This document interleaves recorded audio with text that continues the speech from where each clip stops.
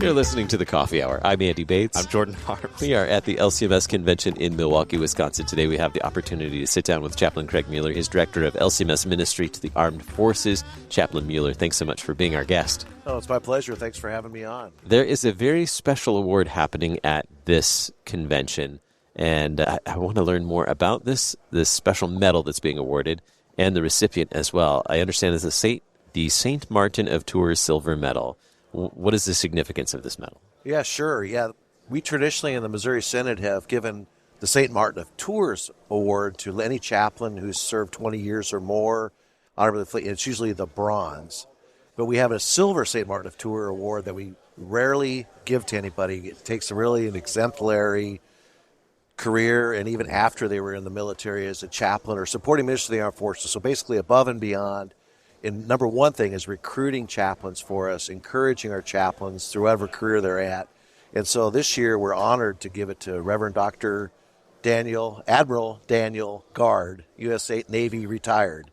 And he's also still a visiting professor at Fort Wayne Seminary, but he was also president of Concordia University Chicago and was the head of all reserve Navy chaplains. So that was pretty cool. So brief history lesson. How did this award come about? What was the impetus? Yeah, it's really pretty cool because it's been going on probably almost since World War II is what I can find, tracing it back. So St. Martin of Tours was probably a 3rd century leader in the church. But his tradition has it that he was a army soldier, and in the Roman army back then, of course. So he was a Roman soldier, and he was riding his horse, and he saw a beggar freezing. So he took his cape and cut half of it off and gave it to the beggar. And then tradition has it then during that evening, he had a vision, and Christ was the beggar and said, basically he saw that it was his big conversion moment. So then he became a cleric and became a leader in the church, especially in France, and became a big legend. In fact, they supposedly took his cape, took it to battle with him, put it in a glass case, and took it with the battle. Sort of like the Ark, I guess, in the Old Testament. Yeah, exactly. They went to battle with them, and they called it the Capella, and the person who took care of it was a Capellanus, which we get our words chapel and chaplain from.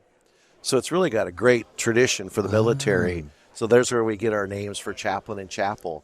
And so for Lutherans, the reason we adopted it is because it's definitely another added advantage because Martin Luther obviously was born on November 10th, and his day, St. Martin of Tours Day, is November 11th.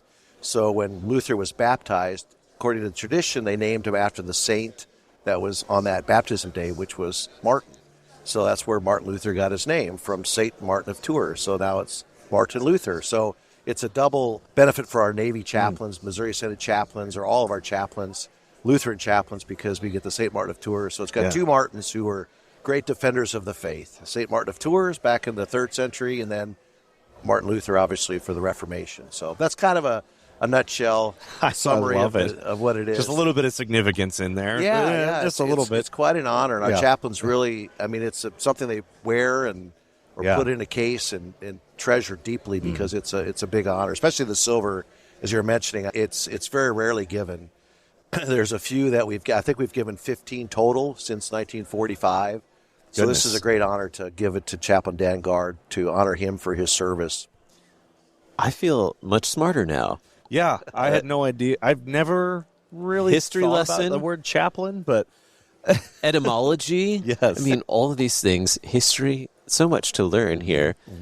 The work that chaplains have been doing for many years.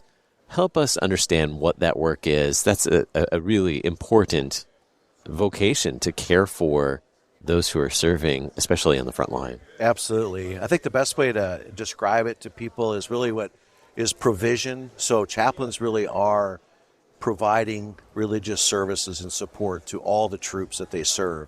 And some people question that. Well, it's really a constitutional reason that we have chaplains, and it's been challenged in court because it's like, well, the chaplain's an agent of the government. How does that work? Well, because of the free exercise clause. The people in our military have the right to worship according to their tradition. So each endorser or religious organization that has chaplains sends them into the Department of Defense, and they are to provide according to their tradition. So our chaplains, of course, provide word and sacrament ministry to all of the Lutherans who serve, but also to the Protestants, which are Christian. We do Bible studies, we do counseling, of course, and provision, so we provide pastoral care for them. The second one is that we facilitate for others. So we are a protector of religious liberty for everyone. So if I'm a battalion chaplain of Marines, I have 1,000 Marines, maybe 50 of them will be Lutheran, a couple hundred will be Catholic, the whole gamut representation of America. A lot don't believe anything. They're nuns, but not NUNs, right? But, right. No religious preference. But it's still my job to facilitate for them. So if a Catholic Marine comes up to me and says, "Hey, chaps, I'd like to receive Catholic communion. What do you do?" I said, "I got a chaplain over here who's Catholic, or I can give you a ride to the Catholic priest so you can do free exercise of your religion." That's the same thing, obviously, with our Lutheran service members. Yeah. They need to tell their chaplain, "Hey, I want a Lutheran chaplain," and it's the job of their chaplain, whatever faith group he is, to provide that, to make sure that they get their Lutheran needs met. So that's kind of what we do. It is really religious support, and so they have the opportunity, because they don't leave their faith, on the door when they join the military. It's not something you give up. You give up a lot of other rights when you join the military, but your faith is not one of them. Sure. So that support that you give to people in the military, what does that look like? Is that just all the time? I mean, just whenever they need it. So whether you're deployed, whether you're in training, or whether you're here in the States, you're just always available, or how does that look? Yeah, it's a good question, because, this is probably the most unique thing. You really live with your flock. So for 24/7, especially when you are deployed, but even in garrison, whenever you're on exercises. Yeah. So you just look at the schedule to whenever there's an opportunity to do morning prayer or a noon service, or somehow put yourself in there and say, "Hey, these guys need a prayer time, or they need a Bible study, or they want a divine service," especially if they're over a weekend or whatever. So it really is any time you can wedge it into the operational schedule. That's what we're there. But we're always with them, so they always have access to us 24/7.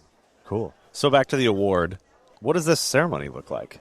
How does it work? Are you presenting it? Who presents it? Yeah, I'm going to present it. Okay. It's kind of it's going to happen on Tuesday at 17:05 if they stay on schedule. But radio time, right? Yeah, that's what that means. Right. Yeah. No, so what we usually do is my assistant chaplain, Hokana, will read a little bit of what I just shared with you, a history of the award. Cool. Because I think it's important for everybody at the convention to realize the significance of this, especially for Lutherans, chaplains, of how important that is. So we just talk about that, and then we read a citation like we would in a military award. They list a whole bunch of things that he's done, which basically for Dr. Gard is, he's been a chaplain himself. He's a professor at Fort Wayne, so he's constantly telling the story and the need for chaplains. So he's our biggest recruiter, at Fort Wayne. And then he was president of CUC, so he was talking to the pre-sem guys. Now he's back to Fort Wayne, and he's always constantly engaging with us. And that really is what the spirit of the word is all about, just above and beyond. So that's what we're going to do. We're going to read that in the citation. But I have limited time on the stage, so we're trying to get it really quickly in there. And then I'm going to give him the medal, and then we're going to make a military exit, and it'll be over. But hopefully the people will know and appreciate how much that means. It's really a big deal. I think they will. A military exit. How would you describe a military exit? Well, just a sharp turn, left turn, and marching off. No cartwheels. No cartwheels. No, this is no. Even though we are old and retired now, it won't be as crisp as our current active duty. I won't tell our military bearing will be a little bit off. But we'll make it. That's why, my uniform, I'm not going to be wearing this Aloha shirt, but I'll be with some sort you just of other outed uniform. Yourself. This is a radio program. I know, Nobody knew you were wearing that. That's what my wife asked. Is anybody going to see you? So, because I didn't know. You shared with us a brief overview of Chaplain Gard, Admiral Gard's service. How many years did he serve as a chaplain? He was in the Navy, right? Yes. So I think, again, I have to look at his bio, but I think it was around 30 years. He maxed out because he made it as high as you can go as a reserve chaplain. The highest you can go is a 1-star, which is a admiral lower half. And so he was the pinnacle of his trade. I mean, he couldn't go anymore. In fact, why he was doing that is when he was president of CUC. Talk about busy man, Right, serving machine as a reserve Navy chaplain. Yeah, so he's in charge of all the reserve chaplains, which I can't remember the exact number, but there's quite a few. I mean, we're talking hundreds of chaplains that are in the reserves, and he would liaison with the chief of chaplains, who I guess you're going to talk to, who's also a Missouri Synod guy. So we've got some great stories here. Why is there such a significance among Navy chaplains? Why is there such a Lutheran presence among Navy chaplains? That's a good question. I think it's kind of like in a season. When I first came in, the Army had a lot of the more senior Lutheran chaplains. So I think it kind of goes with classes. I think in my class, Chaplain Todd and I are actually classmates. We actually went to chaplain school the same year in 1986. And I think in my class there were 10 of us that became chaplains. And I think 8 of us went on active duty. And I think 4 or 5 of us were still hanging around. So it kind of goes, during the class, and there's a kind of a gap. And then we got some more coming in. So I think for Dan Guard, it was just pretty much ever since he got in, he deployed several times. He was actually at 9/11. He was one of the first responders to the towers. So he got recalled to the Pentagon to help with that. Of course, Chaplain Todd also was there because he was the Coast Guard chaplain. So he was one of the first responder chaplains on ground. So, yeah, they have an impact. He's just got to, again, it's humbling for him. I know I really had to twist, really did. I mean, he did not want this, but I made him.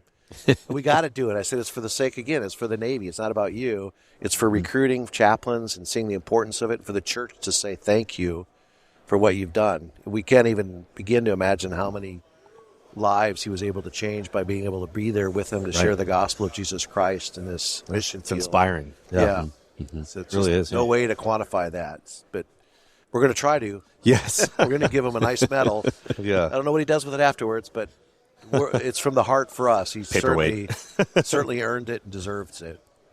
What's the process for becoming a chaplain, whether it's a military chaplain, whether it's for Navy or any other branch? So to be a chaplain, you have to have an MDiv, which all of I guess we do have alternate routes. So usually you have to have the MDiv. So for us, it would be the 130 hours or whatever it is for a master. That's what the Department of Defense recognizes. And then 2 years in the parish, the pastoral experience. And the military does count vicarage, but we still kind of like a little more pastoral experience because it really is important that you know how to handle every kind of situation. Even though you're mostly working with 18 to 25-year-olds, it's still, there's crises, there's death, there's war, and you got to be able to have a good pastoral experience to handle some of those situations without, it's just a fact of life that we found out that our guys do a lot better because of their pastoral formation, because we have the 2 best seminaries, I would say, in the world that form our pastors. And from there, they go right into the Navy or Army or Air Force or Space Force. No. I almost put my joke in there, but anyway, you can cut it out later. So, what's the first step to finding out more about becoming a chaplain? Call me. My phone number, personal, I'll give that out, is 571-234-0073. And we are really desperately, all the service branches are hiring. They need chaplains to be there with these young men and women who are going all over the globe, defending our freedom. Yeah. So they need pastors. So if you know of any young pastors interested, please contact me in my office, and we'll be love to walk them through it. Very good. And what's the email address? LCMSchaps@lcms.org. Very good. Our guest today, Chaplain Craig Muehler, he's director of LCMS Ministry to the Armed Forces, celebrating the award, the St. Martin of Tours Silver Medal for Chaplain Daniel Guard. Thanks so much for being our guest on the Coffee Hour. Thanks for having me. It was great to see you guys. You've been listening to the Coffee Hour. I'm Andy Bates. I'm Jordan Harms. The Coffee Hour with Andy and Sarah is a production of KFUO. To support the Coffee Hour and KFUO Radio, visit KFUO.org. You can also text KFUO to 41444 or send an email to gifts@KFUO.org. And you can call us at 800-844-0524. KFUO. Christ for you, anytime, anywhere. At Concordia University, Wisconsin, we believe you were created for a reason, to use your God-given gifts to help others, to live a life of self-sacrifice in a me-first world, to live a life that's uncommon. Whether you're taking one of 50-plus online programs or learning with us in person on the shores of Lake Michigan, you'll be equipped to make an uncommon impact. Learn more at cuw.edu. Concordia University, Wisconsin. Live uncommon.